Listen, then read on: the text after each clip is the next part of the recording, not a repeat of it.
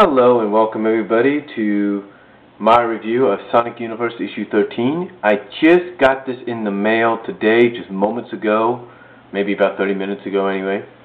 It's part 1, as you could probably see here, of Journey to the East. It is basically a continuation of the Iron Dominion story. And I have to say this was a pretty interesting read. I mean, when you think about it. Oh, and if you must know, the background is the forums of Saturday Morning Sonic. Anyway, this, like I said, was a pretty decent read. Basically, we leave off where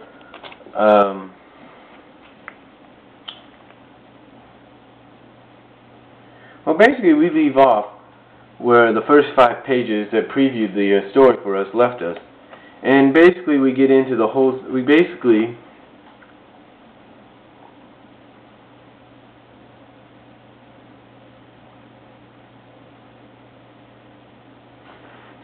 find out that the bride queen, the bride of the Spider Clan, was anticipating Sonic and Sally and Ken and Tails' arrival. And she's agreed to meet with them. And so Sonic goes with one of the Spider Clan members to the house of the Spider Bride is. And they agree basically to release Sally, Con, and Tails. So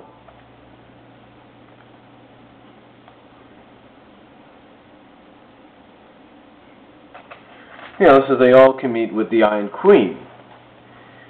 Now, basically, after they're released, well, first of all, Ken's a little embarrassed that he, along with Sally and Tails, got rescued by Sonic, because he's supposed to be like the chosen one, the hero, and whatever.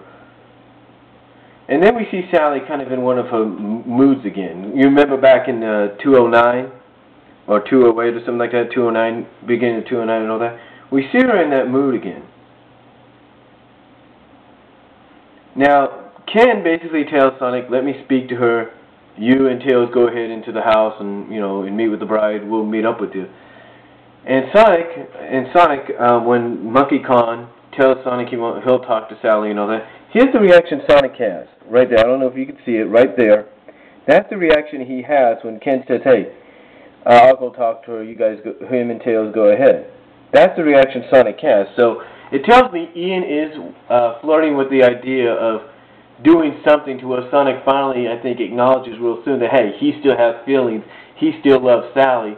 But maybe he feels as though there's more to Monkey Kong, Ken Kong, whatever you want to call him, motivation of being around Sally. So basically they have a talk, and Sally basically is saying that she feels as though she has not been at the top of her game. Basically, she feels as though she's had many opportunities to do things that should have been done, but they never were.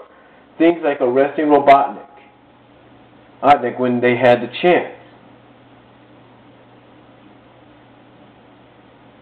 And because she showed mercy. She also mentions the loss of the New Mobotropolis to the Iron Dominion. And finally, she spent the last few hours, if you will, of the mission in the Dragon Kingdom as a hostage. Now when Ken basically tries to talk to her, she's like, no. Basically she just starts to rant a little bit in tears, saying, I used to handle SWAT bots. Basically, she goes on to say, look, I handled SWAT bots. I staged a winning campaign against Robotnik even before I came of age. And then she goes on to say, the only reason I'm free right now is because I ran away from a fight, and I feel as though I'm at the end of my rope. That's basically Sally's reaction. And if you don't believe me, there you go, right there. I don't know if you can see that, but that's what she's saying. Now,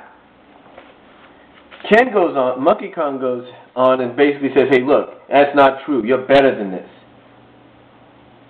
He goes on to mention how she came up with the plan to have Nicole be a spy against the Iron Dominion and weaken them within. he also goes on to mention that even though you got caught by the Gossamer clan, the Spider clan, so did I. And I'm more powerful. I'm 5 times more powerful than you. He says that she made a tactical error with Robotnik. But does that mean she's going to give up the fight? And he says, you're not, basically he tells Sally, look, we're not perfect. Neither you or I are perfect.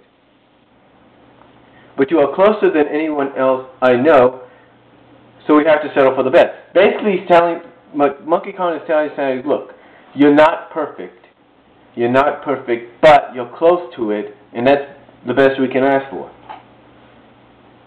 And so anyway, she thanks him for the lousy pep talk, and they go into the house of the Spider Bride, if you will, hand in hand. Yes, I said hand in hand. If you don't believe me, take a look. Like I said, I don't know if you can see it because of the lousy lighting, but there you go. But anyway, while they're in the they basically kind of explain all the events that have happened, especially with Uma, remember the spider lady from a long time ago?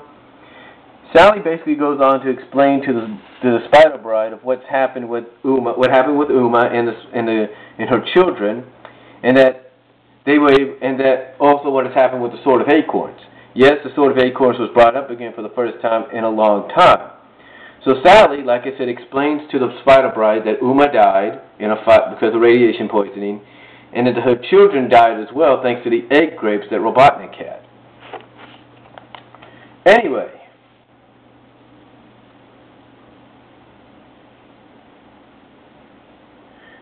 to make a long story short, the Spider Bride goes on to say that we expected that. We had a feeling that was going to happen. She goes on to say that Uma, the spider lady from the earlier issues, her mission was basically to make sure the Sword of Acorns didn't fall into the wrong hands. And then she goes on to show them this web of fate, this thing right here, this web of fate. She goes on to show them this web of fate here, and basically tells them that it's sort of like something that foretells of things to come, especially if you know how to read it, especially if you're someone that knows how to read it. It foretells of what's to come, and it basically foretold of Sonic, Sally, Ken, and Tails' arrival in the Dragon Kingdom. Now Ken goes on to ask, well, wait a minute. If this thing can foretell the future, if you people can foretell the future, then basically why haven't you done anything?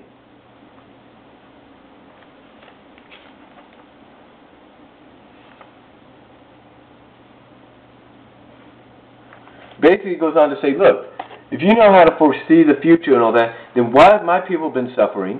Why do you guys keep us constantly fighting? And why don't you just plainly share this wisdom with the rest of the Dragon Kingdom?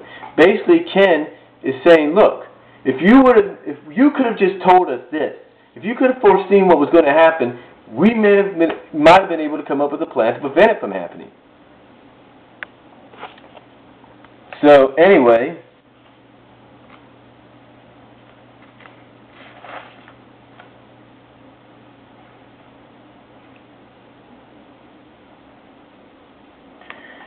the bride goes on to say, look, it is a web woven by our bride herself, and I guess the brides before her, and only read by a few chosen, but not for and it's not intended for the rest of the Dragon Kingdom.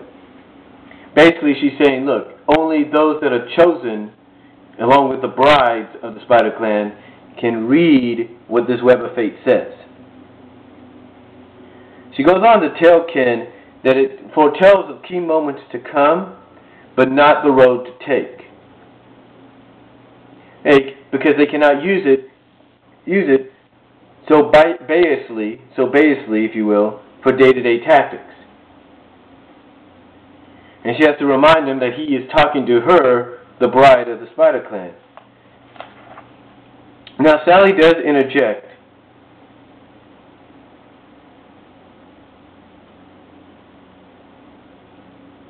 Now Sally does interject by saying that the Dragon Kingdom is a huge land of organized free people who can live alongside each other comfortably.